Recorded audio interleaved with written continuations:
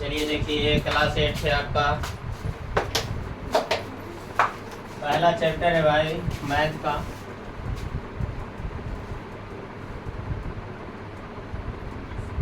Cut रहा है क्या? कटा नहीं है। चैप्टर का नाम है परिमेय संख्या। इसमें हम लोग संख्या के बारे में पढ़ेंगे। सबसे पहले जानते हैं भाई अंक क्या होता है। तो 0 1 2 3 4 5 6 7 8 तथा 9 को अंक कहते हैं। अंकों की कुल संख्या कितना है भाई? 10 है आपका।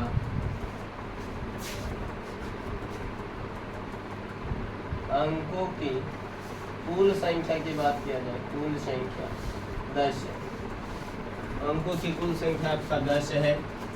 आइए संख्या की बात करते हैं। संख्या क्या है? 2 या 2 से अधिक अंकों के सार्थक समूह को आपको संख्या कहेंगे। जैसे देखिए 2 3 5 मिल गया तो एक संख्या का निर्माण कर दिया 235। 7 2 को 0 मिल गया तो संख्या का निर्माण कर दिया। ये सभी के सभी आपका क्या है? संख्या। यहाँ पर पॉइंट आया भाई कि सभी अंक संख्या होते हैं परंतु सभी संख्या अंक नहीं होते हैं। जैसे देखिए 2 आपका अंक भी है और 2 को आप संख्या भी कह सकते हैं, इसके लिए आप स्वतंत्र हैं। लेकिन 12 को आप अंक नहीं कह सकते हैं क्योंकि अंक आपका 0 से लेकर कहाँ तक है? 9 तक है और यहाँ पर आप तो पहुँचे हुए हैं 12। ठीक है। उसके बाद क्या जाता है कि ये जो 10 अंक है ना, 10 अंकों में से सभी अंकों में से शून्य का स्थान सबसे महत्वपूर्ण होता है।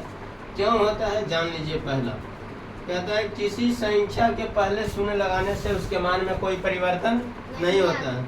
यानी कोई संख्या आप लिखते हैं, जैसे यहाँ पर हमने लिख दिया भाई 75, इसके पहले आप कितनों हो 0 लगा दीजिए तो ये 75 ही रहेगा, इसका मान नहीं बदलेगा।